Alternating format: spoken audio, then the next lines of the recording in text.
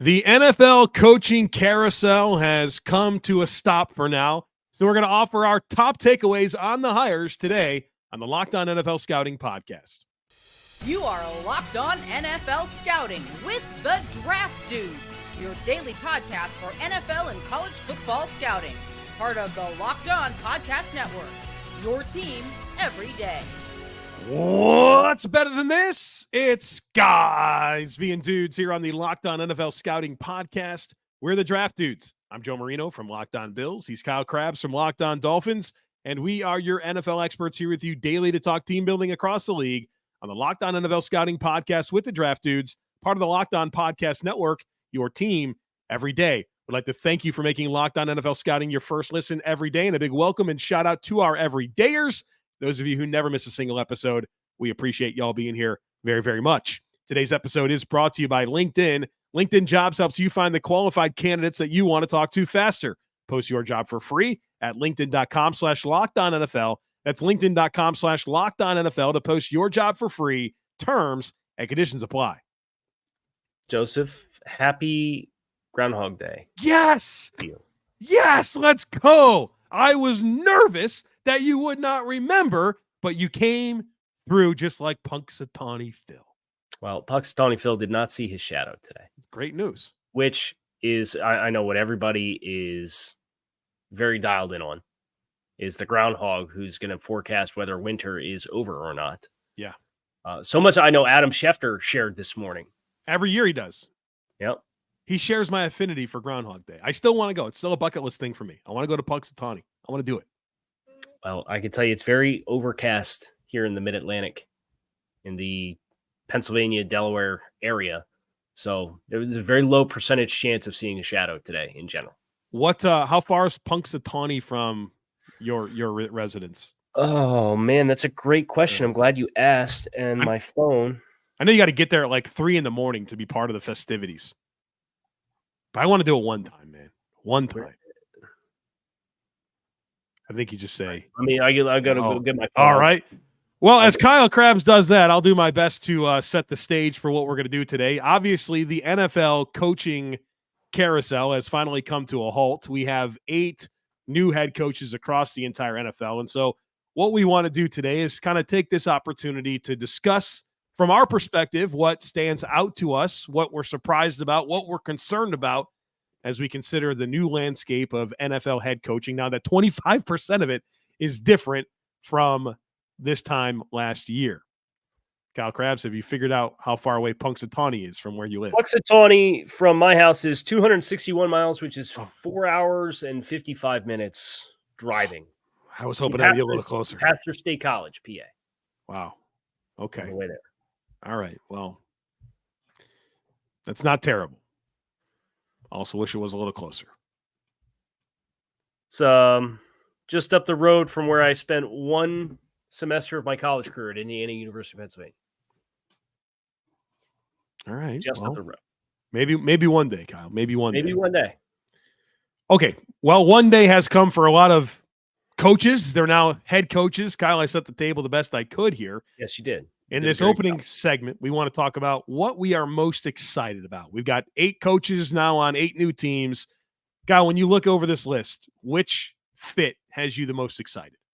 Which fit has me the most excited? Oh, man. I want to say Raheem Morris, I think, has been the most excited. Like, I selfishly want to say Dave Canales because that was one of the ones that I advocated for, and it happened. But I think Raheem Morris in Atlanta getting now a second chance to be a head coach after he got such a early crack the first time through, and seeing what he's been able to do with that defense, knowing how Atlanta spent on their defense, being able to bring in some of the McVay coaching tree into the offensive side of the ball. I think that's a really likable pairing. So I'll go with Raheem Morris. I love that one myself. It's not going to be my pick for this, but I think you have a really unique situation with Raheem, that he's had head coaching experience that maybe came too soon for him, but my goodness, it has been a long time. Yeah. And just how much he's learned throughout that, how many different exposures he's had. He's coached on the offensive side of the football. I think he's positioned really, really well to apply a lot of information to a new opportunity, and one that, to me, is not like they got to get their quarterback figured out, but like there's some really likable dynamics with that entire operation in that roster. So I'm very excited about Raheem Morris to the Falcons. That said, my pick here is Jim Harbaugh to the Los Angeles Chargers. Harbaugh's resume is off the charts, man. It's off the charts. San Diego, Stanford, Michigan, San Francisco 49ers. He has been a consistent winner. Things get better the longer he's at places. And now you put him in a situation with Justin Herbert. And I just feel like there's so much potential with that pairing. And I'm excited for Harbaugh to get back to the NFL. And I just feel like this is the one where I in terms of just being optimistic about the success and where it goes, that combination of quarterback and head coach, I don't think it can be matched by any of these other pairings. I'm really excited for Harbaugh. I think if you were going to boil down the Harbaugh hire to where it exceeds all the other ones, it's the resume of the coach and the potential of the quarterback. Yeah. Right. So I certainly can see where you're coming from with that. I'm eager to see how Jim does this time through. You know, obviously a decade at Michigan. So getting back into the pro game, I mean, I'm really fascinated with a Chargers team that needs a transition. How quickly does that take hold? I like what they've done with the front office. Mm-hmm. So I think that has the potential to be a really impressive hire for sure. Don't you feel like that was always a big part of where Harbaugh went, was the GM piece of that equation, and like knowing that they get some a big part of him 100%. getting out of the league the first time through. 100%. Now you have a guy from the Ravens here that you would feel like John, knowing both parties here, would have some good influence on that being a good marriage. And I think I just have so much respect for so much of what Baltimore does operationally, that getting a piece of that is going to be really good for how they move forward, and helping Jim Harbaugh, who hasn't been in the league for a long time, you know, with the personnel side that I think it's good that he might not have as much control over. Yeah. All right. So we're excited about a lot here. I'm excited about Harbaugh in LA, Kyle Crabbs, Raheem Morris in Atlanta. We're going to look at the other side of this, what we're concerned about here, in just a moment. So be sure to stick with us. Are you the kind of driver that likes to push things a little further? Ever wonder what adventure could be around the next corner? Our friends at Nissan have a lineup of SUVs with the capabilities to take your adventure to the next level. The 2024 Nissan Rogue is perfect for city drives and great escapes. Class exclusive Google built-in is always updated, with it being your assistant to call on for just about anything. Gone are the days of connecting your phone. Google Assistant, Google Maps, and Google Play Store are built right into the 12.3-inch HD touchscreen infotainment system. The 2024 Rogue is the perfect midsize crossover for your next adventure. The 2024 Nissan Armada will change what you expect from a full-size SUV. Picture a rugged 4x4 that can seat up to 8 in first-class luxury and style. You tow bigger and explore further in the 2024 Armada. Take the Nissan Rogue, Nissan Pathfinder, or Nissan Armada and go on your next big adventure. Shop NissanUSA.com.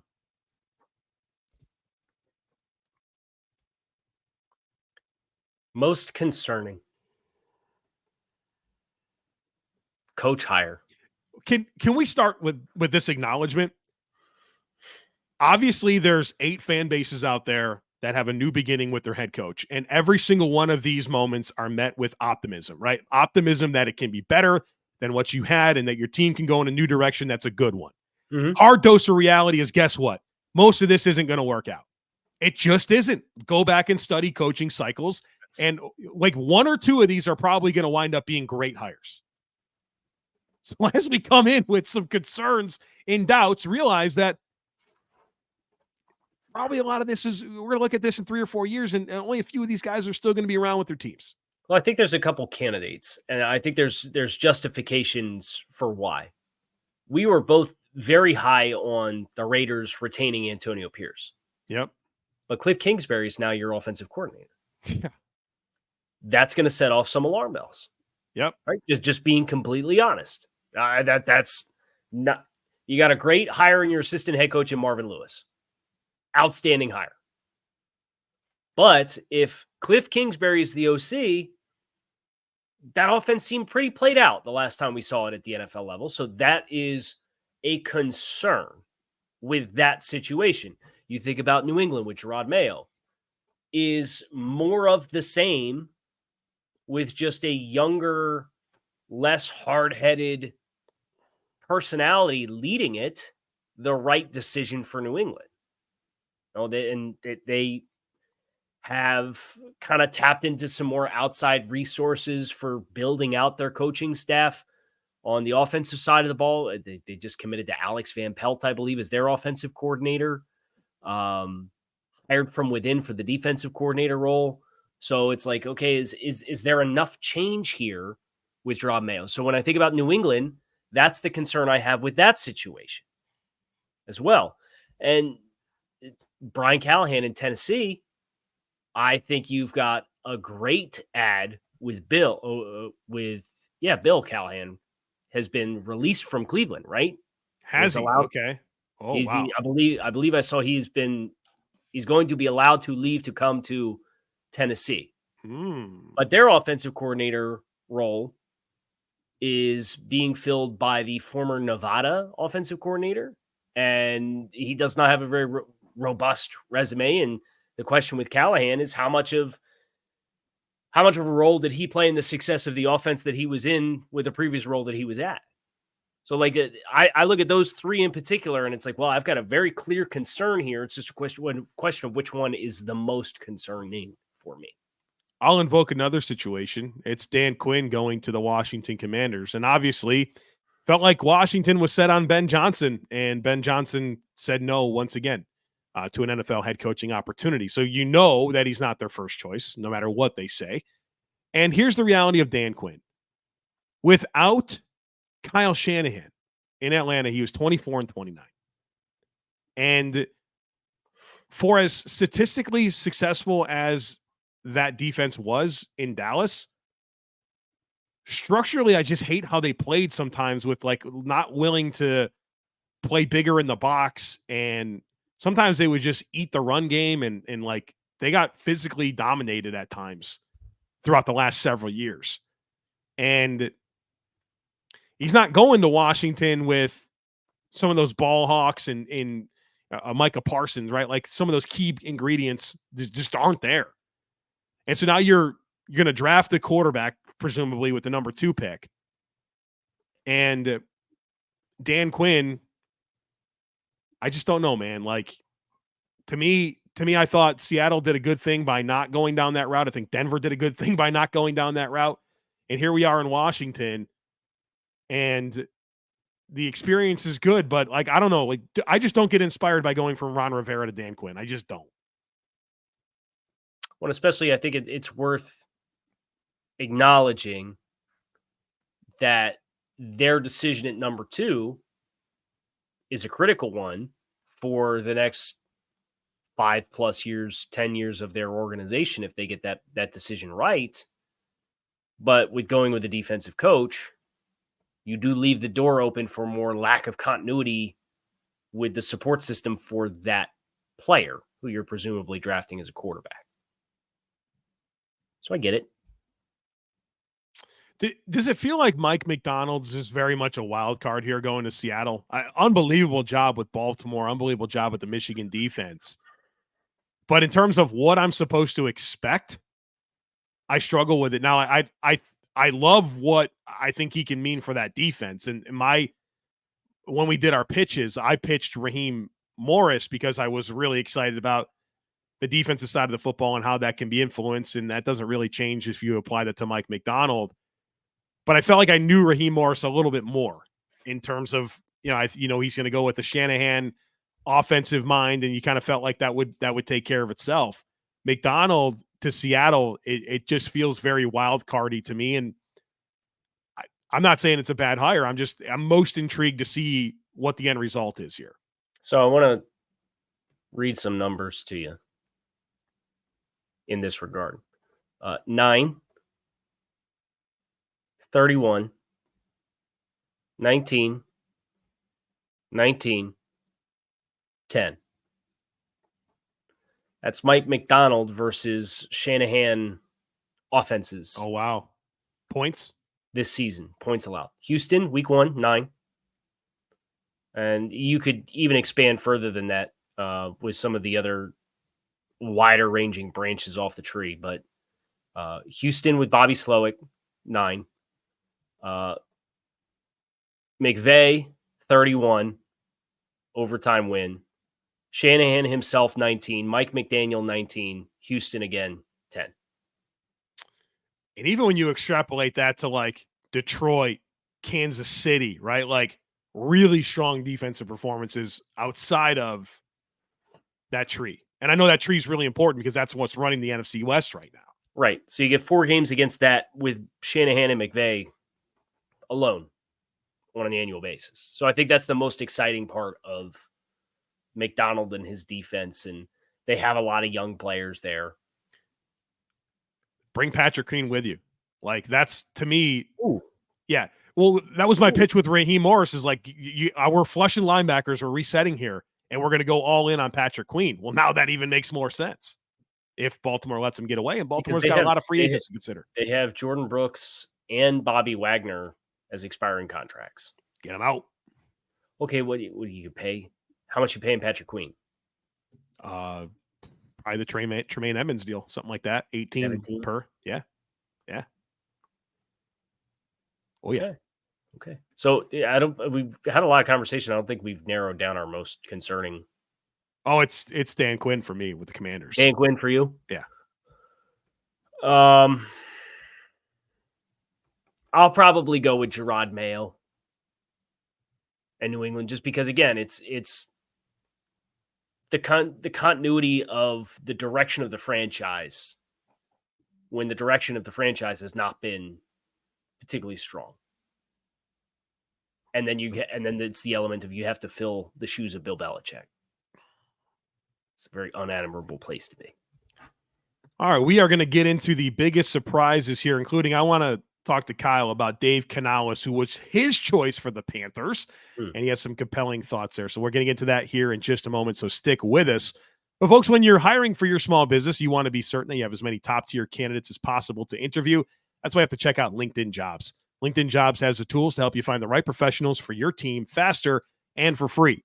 LinkedIn isn't just another job board. LinkedIn has a vast network of more than 1 billion professionals, which makes it the best place to hire. And hiring's easy when you have that many quality candidates. So easy, in fact, that 86% of small businesses get a qualified candidate within 24 hours. LinkedIn knows that small businesses are wearing so many hats right now and might not have the time or resources to hire. Thankfully, with LinkedIn, the process is intuitive, quick, and easy. And they even just launched a feature that helps you write job descriptions. So post your job for free at linkedin.com/LockedOnNFL. That's linkedin.com/LockedOnNFL to post your job for free. Terms and conditions apply. Folks, I am obsessed with DoorDash. The convenience is simply unmatched, especially in our busy lives. I got a 4-year-old. She does dance. She does gymnastics. She does swim. And sometimes it's a little challenging for us to find time to make dinner. Well, we don't have to worry about that. We just go to our phone, go to the DoorDash app, and order food from our favorite local restaurants. It gets dropped right off at the front door. They'll bring you groceries. They'll bring you something from the pharmacy. They'll bring you something from the gas station. It is incredible in terms of this time that it saves and, kind of taking away some of the stress of, when you're going to get to the grocery store, when you're going to have time to make dinner. So check it out. We got a deal here for you. Get 50% off up to a $10 value when you spend $15 or more in your first order. When you download the DoorDash app and enter code LOCK23, subject to change, terms apply. Again, that's 50% off up to a $10 value when you spend $15 or more in your first order. When you download the DoorDash app and enter code LOCKED23, subject to change, terms apply. We do have a wee woo. Oh, okay. We have another head coach hiring. Not in the NFL? With an NFL personality, yes. Teddy Bridgewater has been named the head coach of his alma mater, Miami Northwestern High School. Okay. All right. Congrats. So he's not playing in the NFL anymore. He's retired. Teddy Bridgewater will not be your team's backup quarterback next year. Teddy Two Gloves rides off into the sunset after wearing 56, was it, for Detroit for a hot minute. He made some money.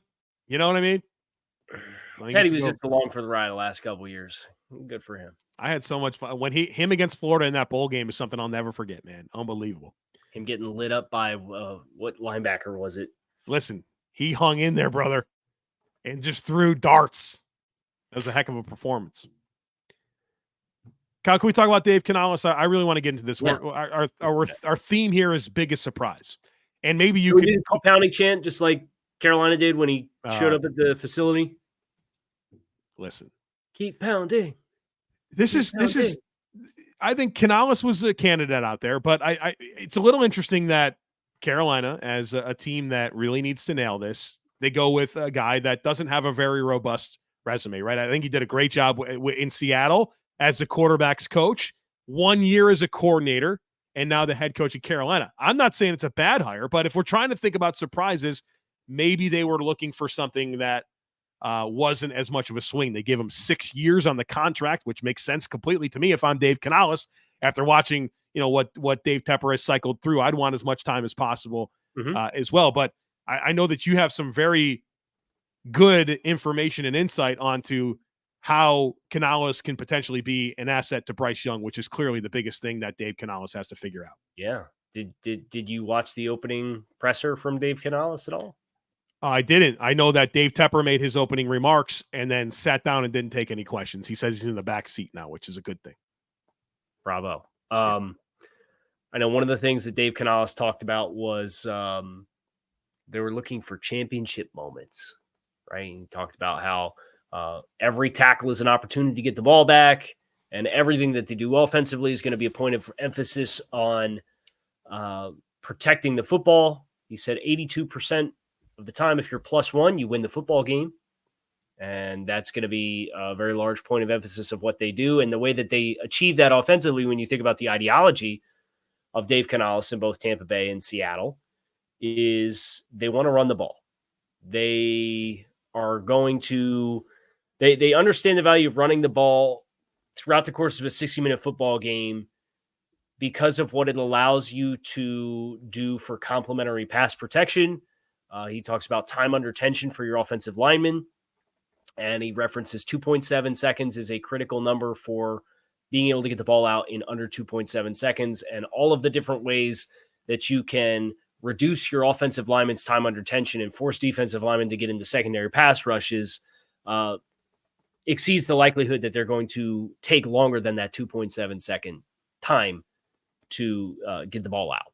So you think about that with Bryce Young and where Bryce Young needs to be better as a player and where Bryce Young tried to play the same way he did at times at Alabama, which is a lot of outside of structure stuff. And understandably, some of this is we need to get better passing concepts and we need to get better skill players around him to create more separation of winners early.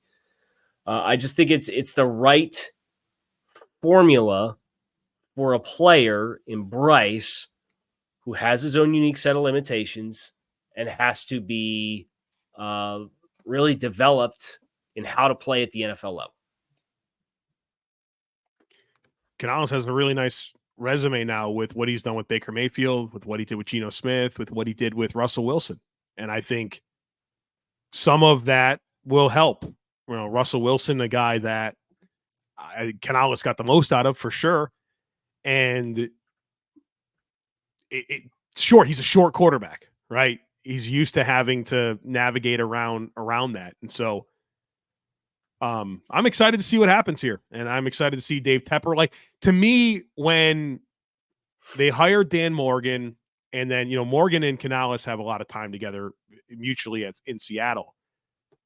to me, these are good signs of Tepper getting out of the way. And the more that happens, the better. The more that he lets football people do football things and takes a seat, the better. And I feel like we've seen some things here in the last month that suggest that's starting to happen. And that's critical. Speaking of surprises, I have to bring this up. We have 8 vacancies. 5 were filled by defensive-minded coaches. And so that's interesting. But also, of those 5, none of them are named Mike Vrabel. None of them are named Bill Belichick. How do you process that? I think there's a trend across a lot of the league right now, especially given the interest in Shanahan tree coaches. It seems like there's a lot more point of emphasis in collaboration in front offices. And Bill specifically, you know what Bill wants. Bill wants football operations because he has 25 years of that in New England. And that's the standard. And it's only to that much more of an extreme because he was there that long and was responsible for so much of how they did everything.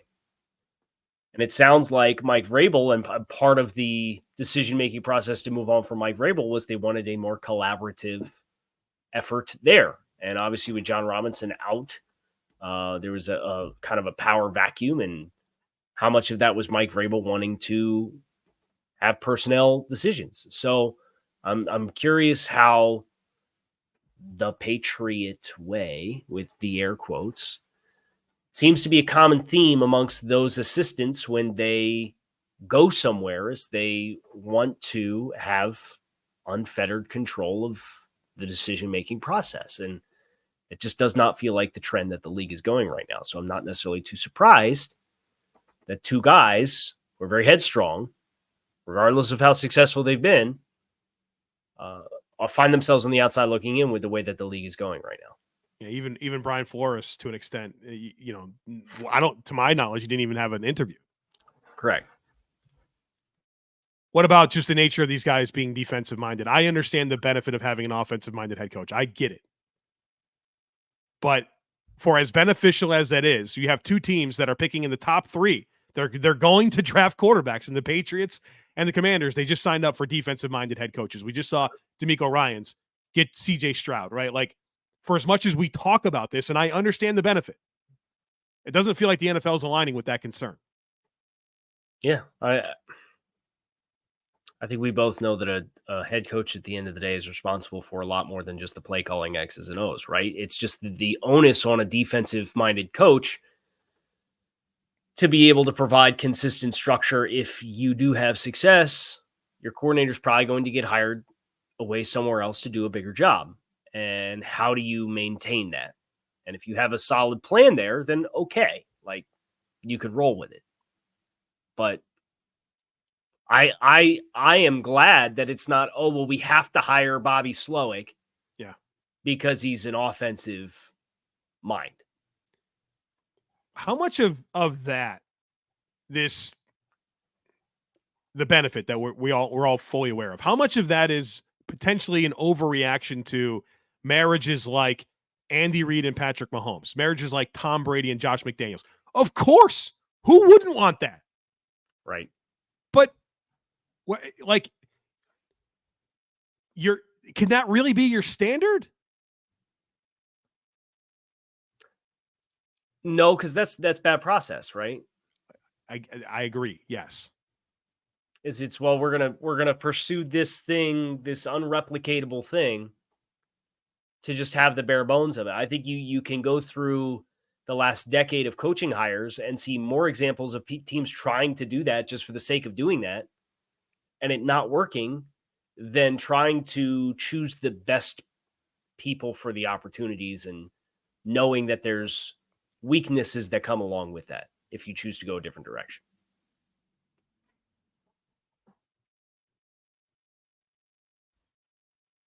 So, yeah, that's my thoughts. Thank you for sharing them. I don't know that I think we talked about surprises here in this last segment. Yeah. I don't know that we defined the biggest surprise there's amongst this, but plenty of surprises along the way, and there will be more programming surprises for all of you. So we hope that you come back and see us. I'm Kyle Crabbs. He's Joe Marino. You can find us on YouTube or wherever you listen to your favorite podcast. Make it a great weekend. Pro Bowl flag game on Sunday. I guess. I'll spray the weeds in my yard or something. Just, hang in there. We got another game next weekend, and we'll be back next week to preview that and kind of go through some more of this offseason cycle. Kyle Crabbs, Joe Marino signing off. Thanks for checking out the show.